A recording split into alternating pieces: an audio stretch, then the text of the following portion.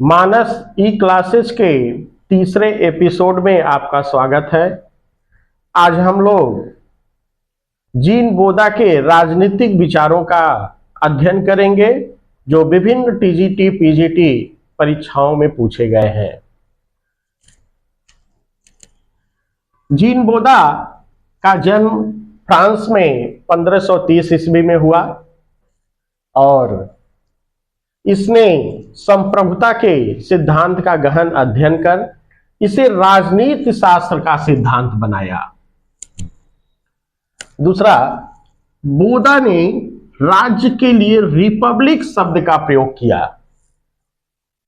Next, जो बहुत ही परीक्षाओं में पूछा गया है, संप्रभुता नागरिकों तथा प्रजाजनों पर राज्य की सर्वोच्च शक्ति है जो कानून के नियंत्रण से परे है। नेक्स्ट, संप्रभुता सर्वोच्च एवं निरपेक्ष है। और अगला भी इंपॉर्टेंट है, वह मध्ययुगीन नहीं रहा बिना आधुनिक बने। या बुक्स में देखेंगे तो ये भी लिखा होगा कि वह मध्ययुगीन नहीं रहा और आधुनिक भी नहीं बन पाया। ठीक है, जो इसकी महत्वपूर्ण बुक है जीन बोदा की the 6 books of the Commonwealth, जो 1576 ईस्वी में पब्लिश हुई। अगले विचारक एडमंड बर्क है, जिनका जन्म आयरलैंड के डबलिन शहर में 1729 ईस्वी में हुआ। वह एक लेखक, दार्शनिक, राजनीतिक सिद्धांतकार थे। वह 1766 से 1794 के बीच हाउस ऑफ कॉमन के संसद सदस्य के रूप में कार्य किया। बर्क ने उपनिवेशवादियों के अधिकारों का समर्थन किया, यद्यपि वह उनके स्वतंत्रता के विरोधी भी थे और वारेन हेस्टिंग्स के महाभियोग और फ्रांसीसी क्रांति के लिए उनके विरोध के लिए उन्हें याद किया जाता है। वे कैथोलिक चर्च के उत्पीड़न की निंदा कर व्हिग पार्टी के अग्रणी नेताओं में से एक बन गए। आइए हम लोग देखते हैं एडमंड बर्क के कुछ राजनीतिक विचार, सिद्धांत जो विभिन्न परीक्षाओं में पूछा गया है। पहला है, राजनीतिक दल की सर्वप्रथम परिभाषा बर्क ने दी। राजनीतिक दल की जब बात आती है तो तुरंत बर्क याद आ जाना चाहिए, बर्क और दल, है ना। तो अगला है, राजनीतिक दल को राष्ट्रीय एकता का साधन बताया है। राजनीतिक दल के बहुत बड़े समर्थक थे। दल प्रणाली स्वाधीन शासन के लिए अपरिहार्य है। नेक्स्ट, लोकतंत्र का आंदोलन शांति का आंदोलन रहा है। लोकतंत्र का के वे पक्षधर थे। आगे कहते हैं, प्रजातंत्रीय समानता एक भयानक प्रपंच है। नेक्स्ट, अधिकारों का ऐतिहासिक अथवा रीतिबद्ध संबंध है। पुनः रिपीट हो गया है वही चीज, काफी इंपॉर्टेंट है। बर्क ऐतिहासिक अधिकारों के समर्थक थे। आगे वे कहते हैं कि राजनीतिक दल ऐसे लोगों का एक समूह होता है जो किसी ऐसे सिद्धांत के आधार पर जिस पर वे एकमत हो, अपने सामूहिक प्रयत्नों द्वारा जनता के हित में काम करने के लिए एकता में बंधे हों। अगले प्रमुख राजनीतिक विचारक हैं जेरेमी बेंथम।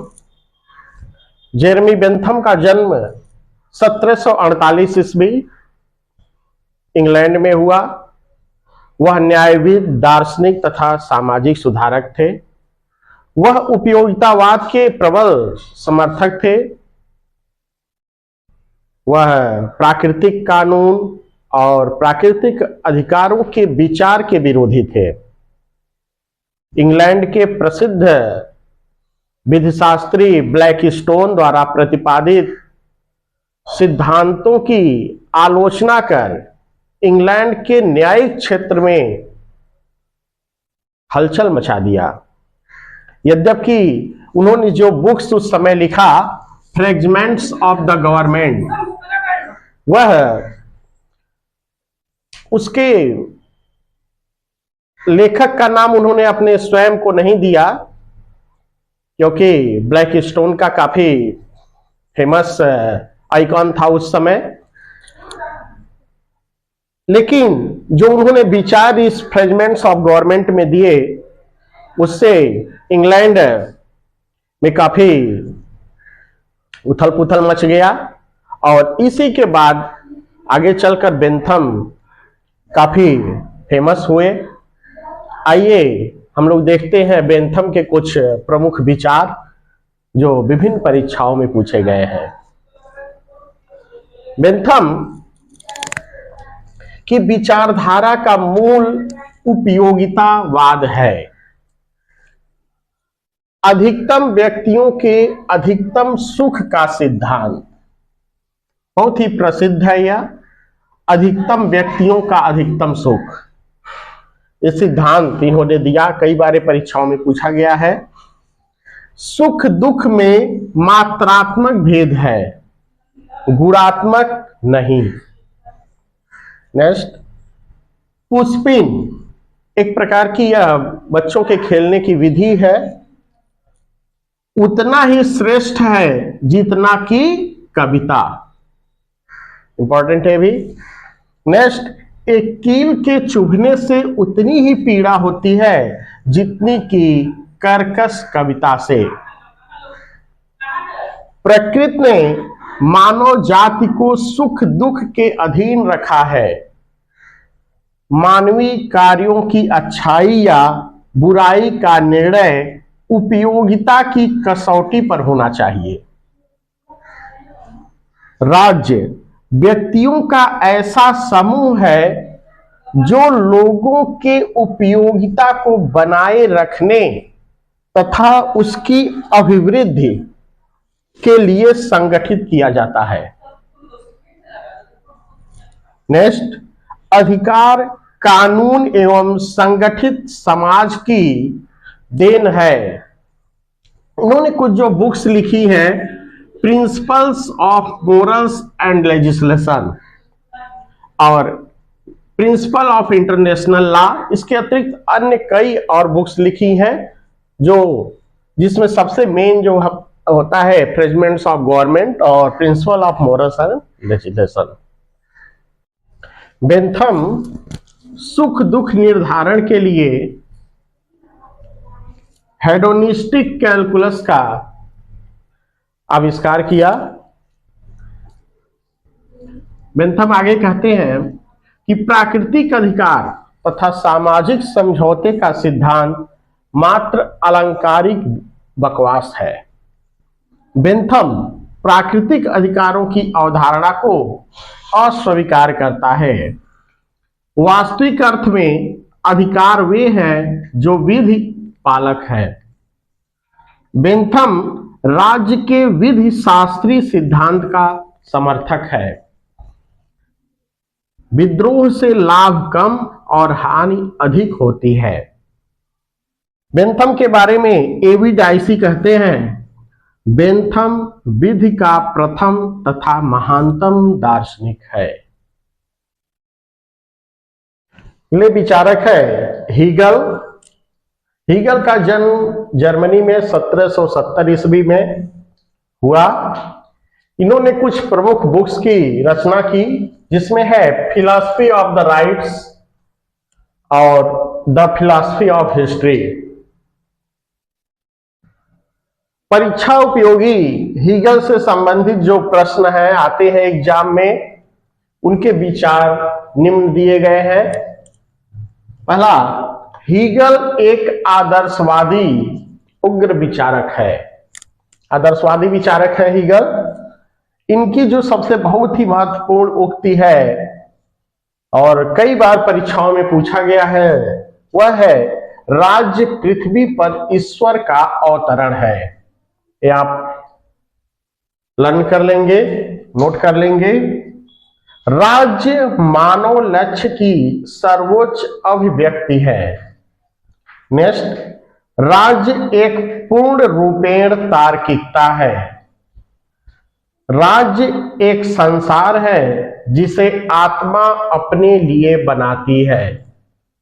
नेक्स्ट है, राज्य एक नैतिक भाव मूर्त रूप है, इसमें वस्तु रूप आत्मा और दृढ़ स्वतंत्रता का सम्मिश्रण है। नेक्स्ट इनके विचार है, समाज की प्रगति प्रत्यक्ष रूप से न होकर एक टेढ़े मेढ़े तरीके से हुई है। इसके 3 अंग हैं, वाद, थीसिस, प्रतिवाद, एंटीथेसिस और समवाद, सिंथेसिस। आज हम लोग राजनीतिक विचारों के अंतर्गत J.S. मिल, जिनका पूरा नाम जॉन स्टुअर्ट मिल है, इनका जन्म 1806 ईस्वी में इंग्लैंड में हुआ। इनकी मृत्यु 1873 ईस्वी फ्रांस में हुई। इनके पिता का नाम जेम्स मिल था, जो एक प्रसिद्ध राजनीतिज्ञ विचारक थे। मिल का विश्वास था कि स्वतंत्रता के द्वारा ही व्यक्ति के मस्तिष्क और आत्मा का विकास हो सकता है। मिल इंग्लैंड के पार्लियामेंट ऑफ मेंबर भी थे और लगभग 1856-57 के दौरान इन्होंने ईस्ट इंडिया कंपनी के में लेखा अधिकारी के रूप में भी कार्य किया। आइए हम लोग J.S. मिल के राजनीतिक विचारों को पढ़ें जो विभिन्न परीक्षाओं में पूछे गए हैं। J.S. मिल ने प्रजातंत्र का शास्त्रीय सिद्धांत दिया। ठीक है। नेक्स्ट, स्वतंत्रता बंधनों का अभाव है, ऐसा इन्होंने अपनी पुस्तक ऑन लिबर्टी में लिखी है। इनकी देखिए कई प्रसिद्ध बुक्स हैं, इनको एक बार आप लोग नोट कर लेंगे, तैयार कर लेंगे। ऑन लिबर्टी बहुत ही फेमस बुक है इनकी, 1859 में इन्होंने लिखा। दूसरा है कंसिडरेशन ऑफ रिप्रेजेंटेटिव गवर्नमेंट। अगला यूटिलिटेरियनिज्म, उपयोगितावाद से संबंधित है। अगला subjection of women. Next books इनकी है प्रिंसिपल्स ऑफ पॉलिटिकल इकोनॉमी। अगला 3 एसे ऑफ रिलीजन। इस तरह से कुछ अन्य भी बुक्स का इन्होंने रचना किया, लेकिन जो सबसे इनको फेमस किया बुक वह एसे ऑन लिबर्टी है और इसी में इन्होंने स्वतंत्रता संबंधी अपने विचार को रखा है। तो यही कहते हैं स्वतंत्रता बंधनों का अभाव है। अगला एग्जाम में पूछा गया क्वेश्चन है, स्वतंत्रता एक साध्य है, साधन नहीं, एक साध्य है। अगला इन्होंने स्वतंत्रता की ही बात को आगे बढ़ाया है कि अपने ऊपर, अपने शरीर और मन पर व्यक्ति संप्रभु है। ठीक है। बहुमत का आतंक, ठीक है ना, जो पार्लियामेंट में बहुमत होता है और बहुमत के बल पे कार्य किए कराए जाते हैं, उसको इन्होंने बहुमत का आतंक नाम दिया है। तो बहुमत का आतंक विचार मिल ने दिया। आगे इन्होंने जो प्रजातंत्र या लोकतंत्र में जो चुनाव से संबंधित कार्य होते हैं उसके बारे में इन्होंने विचार दिया है कि मतों की गणना नहीं, उन्हें तौला जाना चाहिए। बहुत ही फेमस इनका विचार है। आगे देखें, केवल शिक्षित लोगों को ही मताधिकार मिलना चाहिए। नेक्स्ट, मैं इस बात का सलाह नहीं दूंगा कि कोई व्यक्ति बिना पढ़े लिखे मतदान में भाग ले। नेक्स्ट है, उस व्यक्ति को 2 या अधिक मतों की उचित अनुमति दी जा सकती है जो उच्च तत्कार्यों में से कोई कार्य करता हो। नेक्स्ट है, मानवीय क्रियाकलापों को आत्म संबंधी एवं अन्य संबंधी के रूप में वर्गीकृत किया।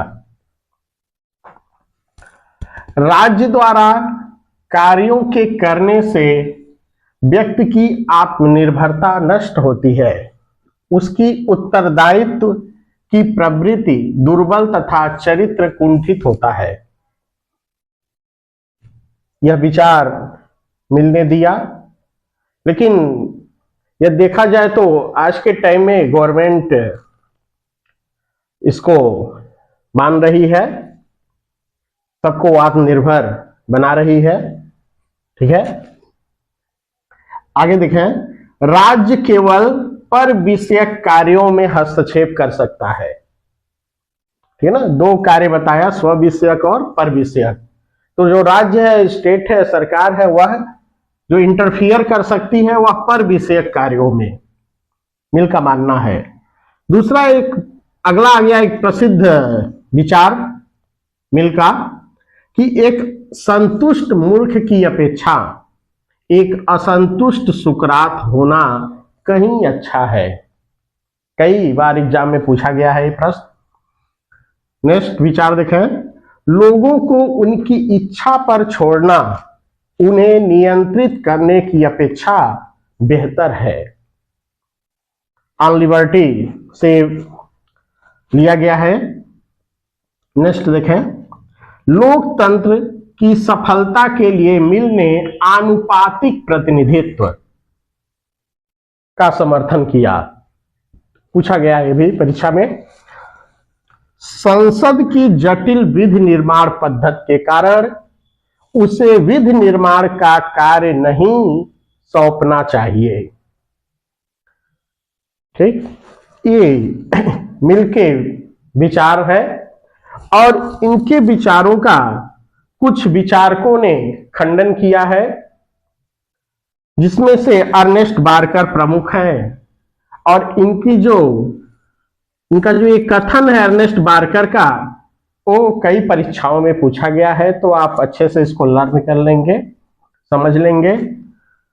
अर्नेस्ट बारकर कहते हैं मिल के बारे में, यह हमें खोखली स्वतंत्रता या तथा काल्पनिक व्यक्ति का ही पैगंबर लगता है। बहुत अच्छी युक्ति है। और सीएल वेपर भी कहते हैं कि मिल एक असंतुष्ट प्रजातंत्रवादी है। अगले राजनीतिक विचारक है एवी डाइसी। इनका जन्म इंग्लैंड में 1835 ईस्वी में हुआ और 1922 ईस्वी में इनकी डेथ है। एवी डाइसी इंग्लैंड के प्रसिद्ध विधिवेत्ता, जो विधि के शासन के प्रबल समर्थक थे। देश में सामान्य कानून ही सर्वोच्च है। कानून के समक्ष सब व्यक्ति एक समान है, चाहे उसकी सामाजिक, आर्थिक, राजनैतिक हैसियत कुछ भी हो, सबके लिए एक ही कानून है, ऐसा एवी डाइसी का मानना था। और उन्होंने इच्छा की जगह कानून की सर्वोच्चता पर बल दिया। इस प्रकार हम देखते हैं एवी डाइसी से संबंधित परीक्षाओं में जो प्रश्न पूछे गए हैं, पहला है राजनीतिक संप्रभुता की धारणा के प्रथम प्रतिपादक। नेक्स्ट, विधि शासन की सबसे स्पष्ट व्याख्या डायसी ने की। राजनीतिक प्रभुसत्ता निर्वाचक वर्ग में निहित है। उस संप्रभु के पीछे, इंपॉर्टेंट है, परीक्षाओं में पूछा गया है कि उस संप्रभु के पीछे जिसे कानून का ज्ञाता स्वीकार करता है, एक अन्य संप्रभु भी है जिसके सम्मुख कानूनी संप्रभु को झुकना पड़ता है। अगला है विचार, डायसी ने वैधानिक तथा राजनीतिक संप्रभु में विभेद विकसित किया है। नेक्स्ट, एक केंद्रीय शक्ति द्वारा आदतन सर्वोच्च शक्ति का प्रयोग किया जाना ही एकात्मक शासन है। इंपॉर्टेंट है भी। नेक्स्ट देखें, एक संघात्मक राज्य ऐसा राजनीतिक उपाय है जिसका उद्देश्य राष्ट्रीय एकता तथा राज्य अधिकारों में निहित है। यद्यपि शासन के समस्त कार्य क्राउन के नाम से होते हैं, परंतु इंग्लैंड की वास्तविक सरकार कैबिनेट है। अगला है, प्रशासनिक विधि के शासन का उल्लंघन है। अगले विचारक है टी.एच. ग्रीन, जिनका पूरा नाम थॉमस हिल ग्रीन है। इनका जन्म 1836 ईस्वी इंग्लैंड में हुआ और डेथ 1882 ईस्वी में। इन्होंने कुछ महत्वपूर्ण बुक्स लिखी, lectures on the principle of public obligation, और दूसरी एक महत्वपूर्ण बुक्स है इनकी works of Thomas hill green. Green Oxford में नैतिक दर्शन के प्रोफेसर थे।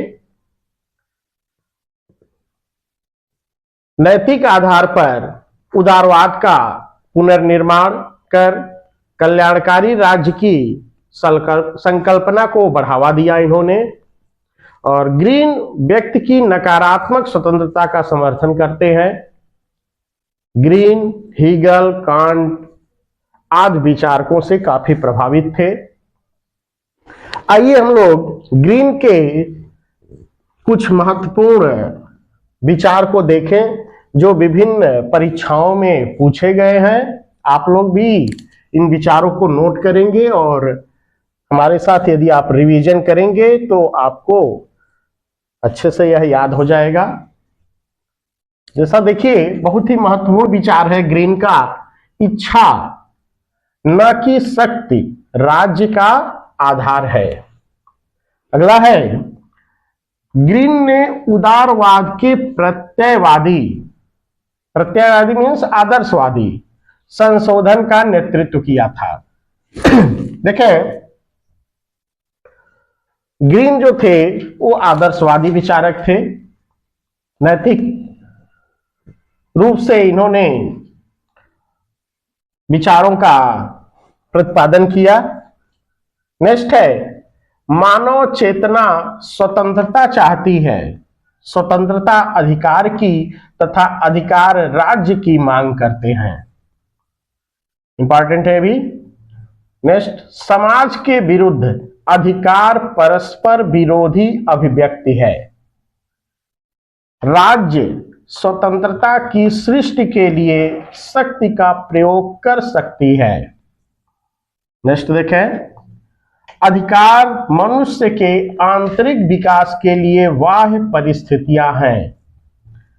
नेक्स्ट देखें, अधिकार समान हित की पूर्ति के लिए एक सहायक शक्ति है जिसका दावा किया गया है और जिसे मान्य किया गया है। उसी को आगे बढ़ाते हैं कि स्वतंत्रता उस कार्य को करने अथवा उपयोग करने की सकारात्मक शक्ति है जो करने या उपयोग करने योग्य है।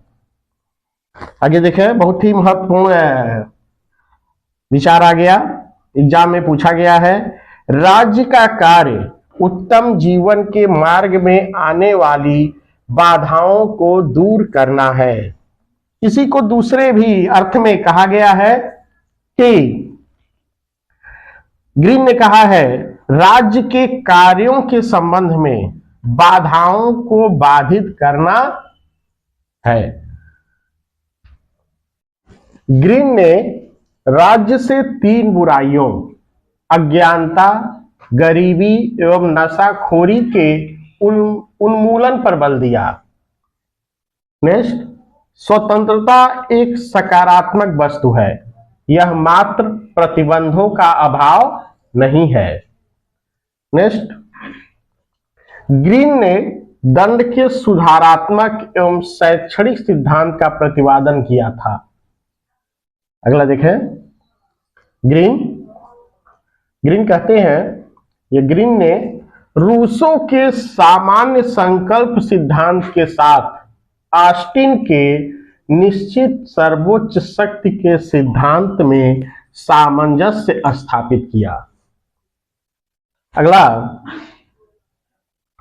ग्रीन समझौता सिद्धांत पर अपने विचार को स्पष्ट करते हुए कहते हैं कि समझौता सिद्धांत का वास्तविक दोष यह नहीं है कि यह अनैतिहासिक है, अपितु इसमें यह विचार भी निहित है कि अधिकारों तथा दायित्वों का अस्तित्व समाज से पृथक हो सकता है।